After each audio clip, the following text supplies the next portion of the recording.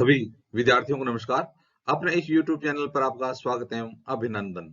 हाँ तो विद्यार्थियों, आज हम कक्षा 11th विषय राजनीति विज्ञान से एक महत्वपूर्ण पाठ के प्रश्नोत्तर देखने जा रहे हैं। तो आज की हमारी कक्षा रहेगी 11th, विषय रहेगा राजनीति विज्ञान और आज का हमारा पाठ रहेगा भारतीय संविधान में अधिकार। तो आज हम भारतीय संविधान में जो हमें अधिकार दिए गए हैं उनके बारे में अध्ययन करने जा रहे हैं। तो देखते हैं भारतीय संविधान में अधिकार नामक पाठ के प्रश्नोत्तर। हाँ तो विद्यार्थी, सबसे पहले देखते हैं। पहला प्रश्न है कि निम्नलिखित प्रत्येक कथन के बारे में बताएं कि वह सही है या गलत। तो आपको बताना है कि जो कथन आपको दिया जा रहा है वो कथन सही है या गलत कथन है। तो देखते हैं कथन। अधिकार पत्र में किसी देश की जनता को हासिल अधिकारों का वर्णन रहता है। क्या अधिकार पत्र में किसी देश की जनता को जो अधिकार हासिल होते हैं उनका वर्णन रहता है? यह सत्य है या असत्य है? तो विद्यार्थी, यह बिल्कुल सत्य है, क्योंकि अधिकार पत्र में किसी देश की जनता को हासिल अधिकारों का वर्णन रहता है। अधिकार पत्र व्यक्ति की स्वतंत्रता की रक्षा करता है।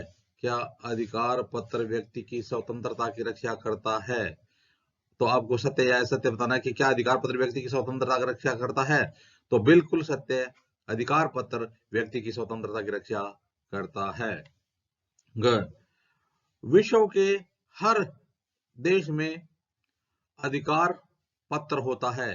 कह रहा है कि विश्व के हर देश में अधिकार पत्र होता है। तो यह कथन असत्य है। जरूरी नहीं कि सभी देशों में अधिकार पत्र हों। जहां पर संविधान के अनुसार जो अधिकार दिए हुए होते हैं वहीं पर अधिकार पत्र होता है। तो विश्व के हर देश में अधिकार पत्र होता है, यह हो जाएगा असत्य। हाँ तो विद्यार्थियों, अब देखते हैं अगला प्रश्न। आज के हमारे पाठ का अगला प्रश्न है, निम्नलिखित में से कौन मौलिक अधिकारों का सबसे सटीक वर्णन है? निम्नलिखित में से कौन मौलिक अधिकारों का सबसे सटीक वर्णन है? तो आपको बताना कि इनमें से मौलिक अधिकारों का कौन से, या पूछ रहे हैं कि मौलिक अधिकारों का कौन सा सटीक वर्णन है। तो सटीक वर्णन बताना मौलिक अधिकारों का। किसी व्यक्ति को प्राप्त समस्त अधिकार है। कानून द्वारा नागरिक को प्रदत्त समस्त अधिकार। संविधान द्वारा प्रदत्त और सुरक्षित समस्त अधिकार। संविधान द्वारा प्रदत्त वे अधिकार जिन पर कभी प्रतिबंध नहीं लगाया जा सकता। तो यह कह रहा है कि निम्नलिखित में कौन सा मौलिक अधिकारों सबसे सटीक वर्णन इनमें से कौन सा है? तो विद्यार्थियों, इनमें हो जाएगा उत्तर संविधान द्वारा प्रदत्त और सुरक्षित समस्त अधिकार।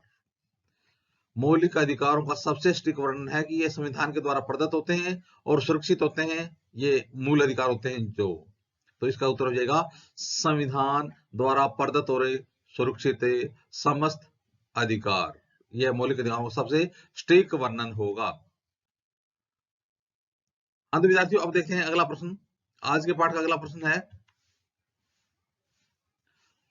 संविधान का कौन सा अनुच्छेद साफ साफ यह कहता है कि राज्य के अधीन सेवाओं में पिछड़े हुए नागरिकों को नियुक्ति या पदों के आरक्षण जैसी नीति को समानता के अधिकार का उल्लंघन नहीं मानता? तो संविधान का वह कौन सा अनुच्छेद है जो पिछड़े वर्ग हैं, ओबीसी, एससी, एसटी, तो उनके लिए राज्य के अधीन सेवाओं में पिछड़े हुए नागरिकों को नियुक्तियों या पदों के आरक्षण जैसी नीति को समानता के अधिकार का उल्लंघन नहीं मानता? वह अनुच्छेद कौन सा है? तो देखिए, अनुच्छेद 21, अनुच्छेद 20, अनुच्छेद 19, अनुच्छेद 16(4).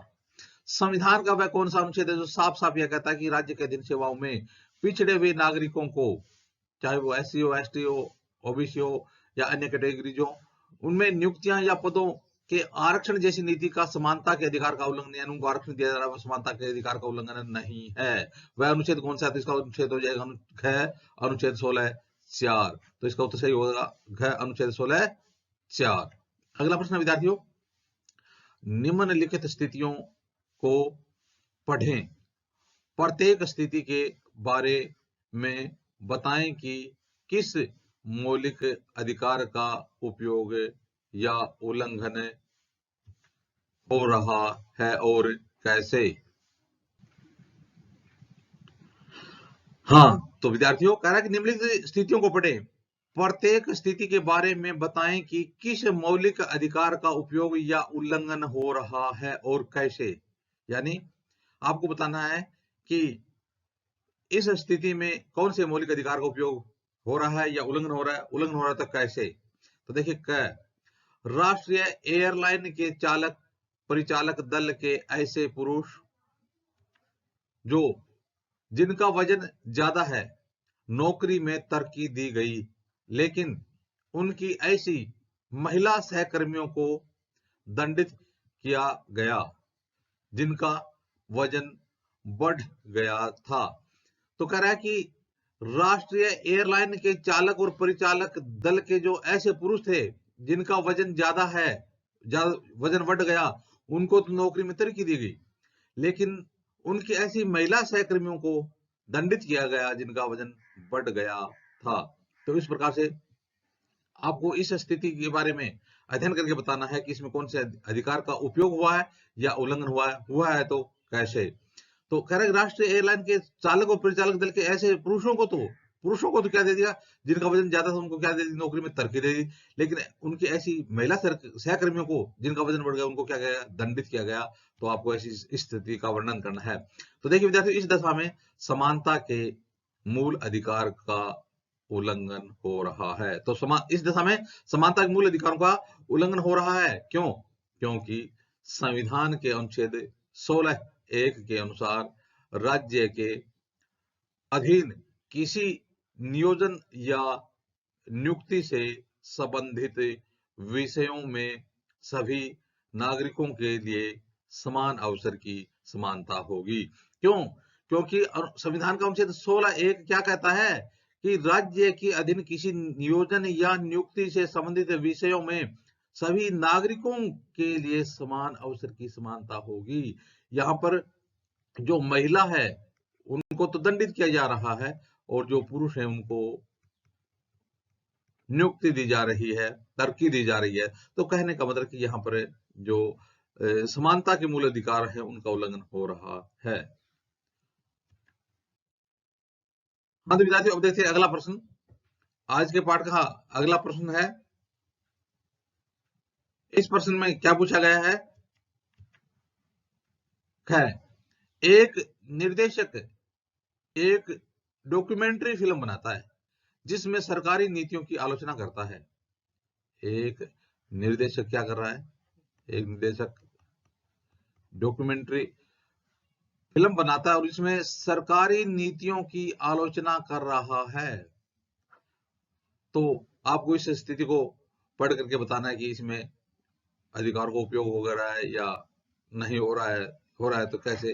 तो देखिए विद्यार्थियों, इस स्थिति में अभिव्यक्ति की स्वतंत्रता के मौलिक अधिकार का उपयोग हो रहा है, क्योंकि अभिव्यक्ति की स्वतंत्रता कहती है कि हम जो नीतियां हैं उनकी आलोचना कर सकते हैं, अभिव्यक्ति के लिए हम स्वतंत्र हैं।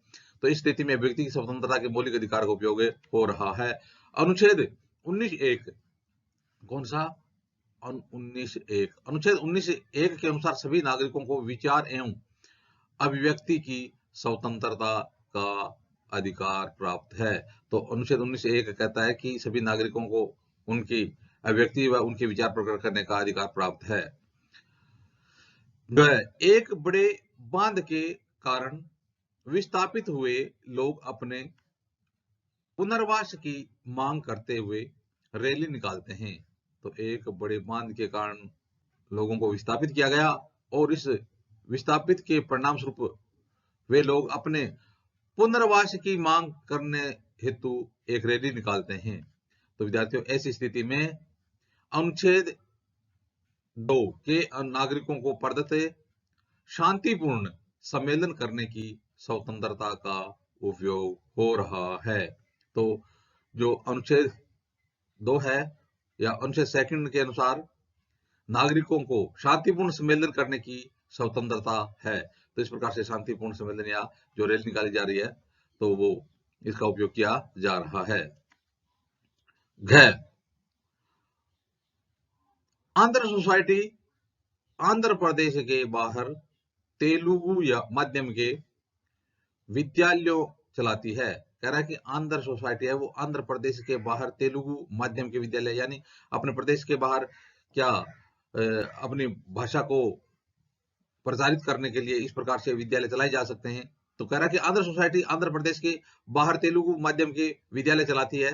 तो इस स्थिति में क्या होगा कि इस स्थिति में अल्पसंख्यकों के अधिकारों का उपयोग हो रहा है। तो इस प्रकार से विद्यालय चलाए जा सकते हैं। संविधान के अनुच्छेद 30 के अनुसार अल्पसंख्यकों को अपनी शिक्षण संस्थाएं स्थापित करने का अधिकार है। तो अनुच्छेद 30 क्या कहता है कि अल्पसंख्यकों को अपनी शिक्षण संस्थाएं स्थापित करने का अधिकार है। अनुच्छेद 30।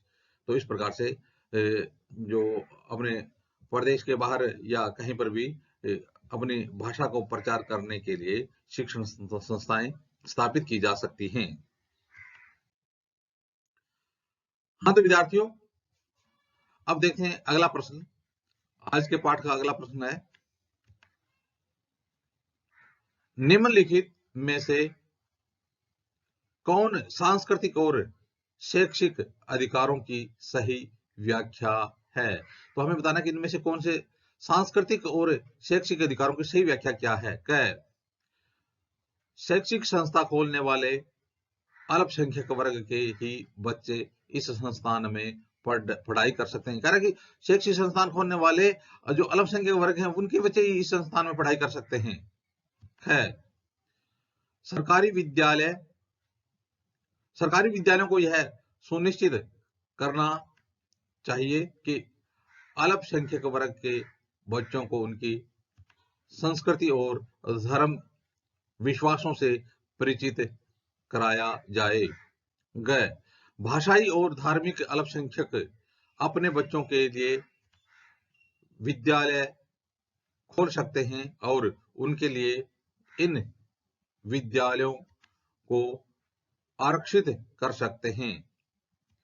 तो इसका उत्तर हो जाएगा विद्यार्थियों कि भाषाई और धार्मिक अल्पसंख्यक अपने बच्चों के लिए विद्यालय खोल सकते हैं और उनके लिए इन विद्यालयों को आरक्षित भी कर सकते हैं।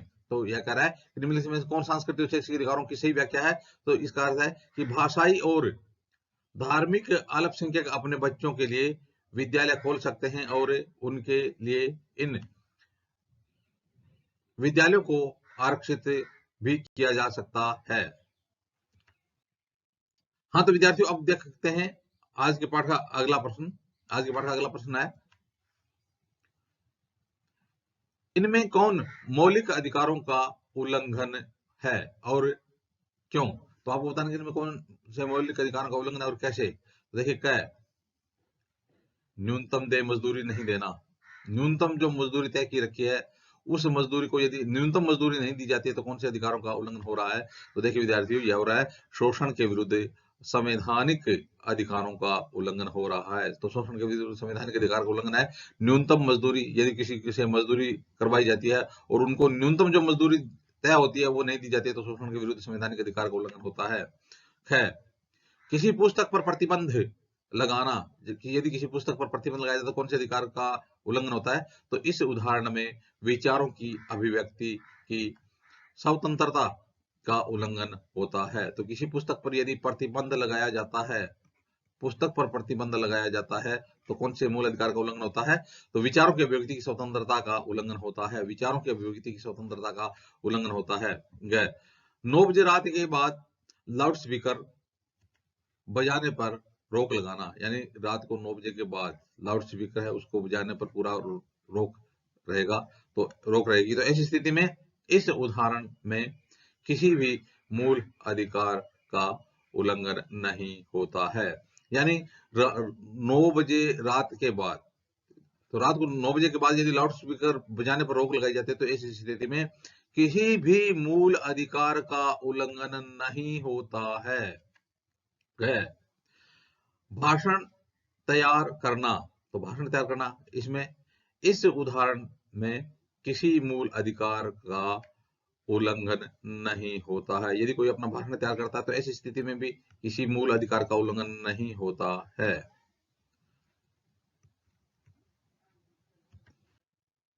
हाँ तो विद्यार्थियों, अब देखते हैं आज का अगला प्रश्न। आज के पाठ का अगला प्रश्न है, रिक्त स्थानों की पूर्ति करो। रिक्त स्थानों की पूर्ति करो। पहला है, संविधान में नीति निर्देशक तत्वों को खालिस्तान के माध्यम से लागू करवाने की व्यवस्था नहीं की गई है। तो संविधान के जो नीति निर्देशक तत्व हैं उनको लागू करवाने में, नीति निर्देशक तत्वों को लागू करवाने में किसकी व्यवस्था नहीं की गई है, यानी संविधान में नीति निर्देशक तत्वों को खालिस्तान के माध्यम से लागू करवाने की व्यवस्था नहीं की गई है, तो हो जाएगा न्यायालय के माध्यम से लागू करवाने की व्यवस्था नहीं की गई है।